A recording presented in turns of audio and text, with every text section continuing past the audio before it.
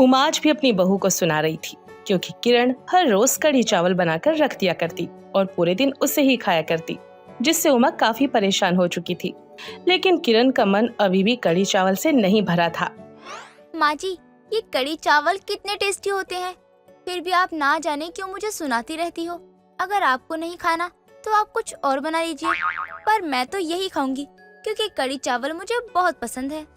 अरे बहू, क्या तू रोज रोज ये कढ़ी चावल बना देती है? हम तो इसे खा खा कर परेशान हो गए हैं। और तू एक बात बता, ये कढ़ी चावल रोज रोज कौन खाता है? अरे मेरे पति का ना फेवरेट था कढ़ी चावल, पर तेरे आने के बाद से वो कढ़ी चावल का नाम ही नहीं लेता। देखिए माँ जी, सबकी अपनी अपनी पसंद होती है, और रही सबके खाना बनाने की बात तो माफ करना माँ जी, पर मैं कढ़ी चावल में ही उलझ जाती हूँ। घंटों गैस के आगे खड़े रहकर फिर आप लोगों की फरमाइशों को पूरा करूँ, ये तो मेरी बस की बात नहीं है। उमा की बहू अपनी हरकतों से बाज नहीं आ रही थी और आए दिन वो कढ़ी चावल बनाती रहती। ऐसी एक दिन उमा अपनी पड़ोसन विमला के यहाँ सब्जी मांगने जाती है। क्या बात है उम्मा, आज सुबह सुबह तेरे दर्शन हो गए। कैसे आना हुआ? सब ठीक तो है ना? अरे बिमला, मैं क्या करूं? मैं तो अपनी बहू से परेशान हो चुकी हूँ। अरे रोज रोज बस एक कढ़ी चावल ही आता है उसको बनाने, बस वही खिला खिला कर परेशान कर दिया है हमें। ऐसा भी क्या हो गया? आजा, मैं तुझे अपने हाथों से खाना खिलाती हूँ। हाँ, वैसे तो मैं सब्जी लेने आई थी, पर तू कह रही है खाने को तो खा ही लेती हूँ। आजा, तू बैठ जा, मैं तेरे लिए खाना निकाल के लाती हूँ। वैसे भी बहू मायके गई है, मैंने सोचा आज अच्छा सा खाना बना लूँ। तू आई है, चल तू भी खा ले। इतना कहकर विमला किचन में जाती है और उमा के लिए खाना लेकर आती है। अब उमा खाना देखकर अपना सर पकड़ लेती है और विमला से कहती है, अरे यार, जिस खाने से मैं भागकर यहाँ पे आई, यहाँ पे भी वही बना है, कढ़ी चावल। अरे विमला, ये कढ़ी चावल देख देख कर मेरा दिमाग खराब हो चुका है, और तूने भी यही बना लिया। अब तो मैं भूखी मर जाऊंगी, पर ये नहीं खाऊंगी। अच्छा, तेरी बहू रोज कढ़ी चावल बनाती है तो उसे मना क्यों नहीं करती? तो बोल उसे खाना है कढ़ी चावल तो अपने लिए बनाए और तेरे लिए कुछ और बना दे। अरे अगर वो मेरी बात मानती तो मुझे दिक्कत ही क्या थी।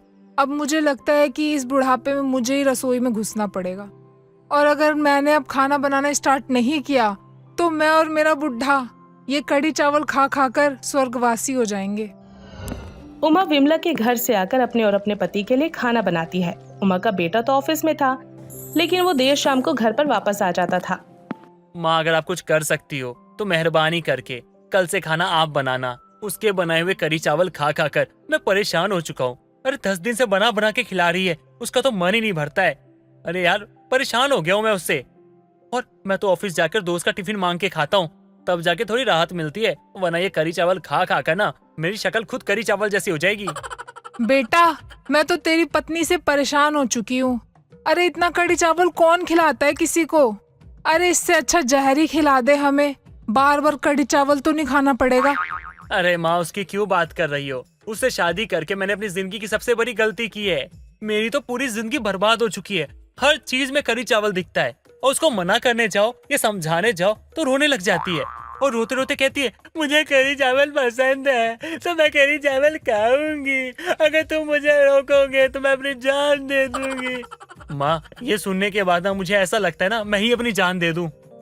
दोनों माँ बेटे अपनी परेशानी बता रहे थे कि उधर किरण अपने लिए कढ़ी चावल बनाकर सुबह शाम वही खाती, दूसरी तरफ उमा अपने पति और बेटे के लिए अलग अलग तरह का खाना बना दिया करती। ऐसे ही समय बीतता है और एक दिन उमा की तबीयत खराब हो जाती है। वो ना ही खाना बना पाती है और ऐसे में उसने फिर से कढ़ी चावल बनाए, जिसको लेकर कलेश हो जाता है। अब उमा फैसला करती है कि वो अपनी बहू की कढ़ी चावल खाने की आदत छुड़वा कर ही रहेगी। ऐसे एक दिन किरण खाना बनाने के बाद बार बार वॉशरूम जा रही थी। बाप रे, लगता है कढ़ी चावल खा के मेरा पेट खराब हो गया है, लेकिन कोई बात नहीं, जैसे ही ठीक होगा ना फिर से कढ़ी चावल खाऊंगी। अरे बहू, क्या हो गया तुझे? काफी देर से देख रही हूँ तुझे मैं, वॉशरूम जाए जा रही है। क्या हो गया? तेरा पेट सही नहीं है क्या? कढ़ी चावल खाएगी तो यही होगा ना?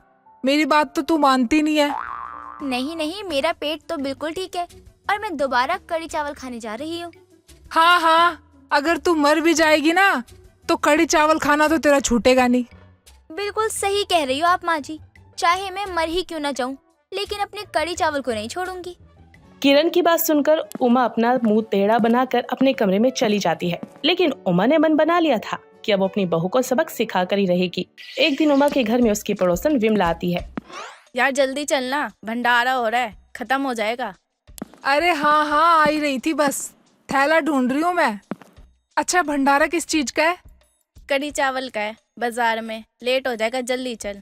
कोई बात नहीं, बाहर का कढ़ी चावल तो बहुत अच्छा होता है। विमला और उमा की ये बातें जब किरण सुनती है तो वो तुरंत ही बाहर आती है और बाजार जाने की जिद करने लगती है। माँ जी, क्या मैं भी बाजार चल सकती हूँ? हाँ हाँ चल ना, तेरा ही पसंद का है कढ़ी चावल, मंदिर के बाहर ही बट रहा है। अरे विमला, इसको कहीं ले जाने की जरूरत नहीं है। अरे बहू को मना क्यों कर रही है? तुझे पता है ना उसे भी कितना पसंद है कढ़ी चावल। चल चल, उसे भी लेके चलते हैं। अरे वो थोड़ा सा खा भी लेगी तो क्या हो जाएगा। देख ले, तू इसको अपने साथ ले जा रही है, पर मैं नहीं लेके जाऊंगी इसको अपने साथ। माँ जी, मैं अपने पैरों से जाने वाली हूँ, आप चिंता क्यों कर रही हो? आप बस हाँ बोलिए। अच्छा चल चल, ठीक है, ले चलती हूँ तुझको, पर वहाँ भंडारे की लाइन में जाकर पागलों की तरह खाने मत लग जाइयो, नहीं तो लोग कहेंगे जरा देखो तो इसकी बहू को कैसे भिखारन की तरह खा रही है, जैसे कभी मिला ही ना हो। उमर विमला किरण को अपने साथ ले जाते हैं और वहाँ पहुंचकर विमला किरण से कहती है, बहू यहाँ बट रहा है कढ़ी चावल, तेरा जितना मन करे उतना खा ले। जब तक हम सामान लेके आते हैं बाजार से, हम आके खा लेंगे। ठीक है माँ जी, मैं कढ़ी चावल खाकर घर चली जाऊंगी। यहाँ कितनी अच्छी खुशबू आ रही है, मुझसे तो बर्दाश्त ही नहीं हो रही। अब किरण लोगों की भीड़ को चीरती हुई कढ़ी चावल के टेबल पर बैठ जाती है और सभी लोग कढ़ी चावल का आनंद लेते हुए खा रहे थे। किरण भी अब एक के बाद एक कढ़ी चावल के प्लेट मंगवाकर खाए जा रही थी। तभी एक औरत किरण को देखकर कहती है, बाप रे बाप, कितना प्लेट कढ़ी चावल खा गई, ऐसा लग रहा है कि भंडारे में आई है। और इसे लग रहा है जैसे ये रेस्टोरेंट में खाने आई है, भंडारे में ही तो खाने आई है ना। कितने पागल है यहाँ के लोग। किरण खुद से बात करते हुए एक बार फिर से एक प्लेट लेकर खाने लगती है। देखते ही देखते वो लगभग 8 प्लेट कढ़ी चावल खा जाती है। तब वो किरण को एक पर्चा देने के लिए एक लड़का आता है, जिसमें 2500 रुपए का बिल आता है। अब कढ़ी चावल का बिल देखकर किरण हैरान रह जाती है। ओए छोटू सुन, तू ये मुझे बिल क्यों दे रहा है? अब क्या तू भंडारा खिलाने के भी पैसे लेगा क्या? चंदा तो तूने लिया ही होगा ना, और नहीं भी लिया होगा तो क्या मैं तुझे अंबानी की बहू दिख रही हूँ जो ये 2000 का बिल मुझे थमा रहा है? भंडारे में खिलाने का भला पैसा कौन लेता है? क्या बात कर रही हो? अरे बाहर बोर्ड लगा हुआ है, दिखाई नहीं दिया क्या आपको? वहाँ साफ साफ लिखा हुआ है, रामलाल के कढ़ी चावल खाए, वो भी बहुत अच्छे होते हैं इसलिए खाए। अरे आपको दिखाई नहीं दिया? और किस गधे ने आपको कह दिया कि यहाँ भंडारा हो रहा है? या कोई भंडारा नहीं हो रहा। अरे भंडारा होता भी है तो लिमिट में खाता है इंसान। अरे आप तो 8 प्लेट खा चुकी हो, अब चुपचाप से 8 प्लेट के पैसे निकालो जल्दी। क्या ये फेमस कढ़ी चावल की दुकान है?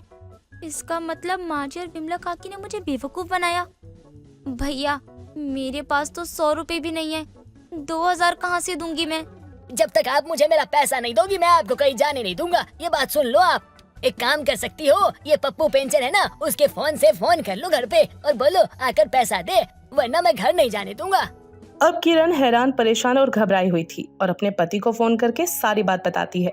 ये सुनकर राजेश का दिमाग भी गर्म हो जाता है। वो तुरंत अपने ऑफिस से रामलाल कढ़ी चावल वाले की दुकान पर पहुंचता है, जहां पर किरण ने कढ़ी चावल खाया था, और उसका हिसाब करके उसे घर ले आता है। जिसके बाद किरण कढ़ी चावल खाने का नाम कभी नहीं लेती, क्योंकि उसे ये पता था ये सब कुछ उसकी सास ने जानबूझकर किया था। दोस्तों, अगर आपको ये कहानी पसंद आई तो इसे लाइक करें, शेयर करें और कमेंट करके बताएं कि कहानी में आपको सबसे अच्छा क्या लगा।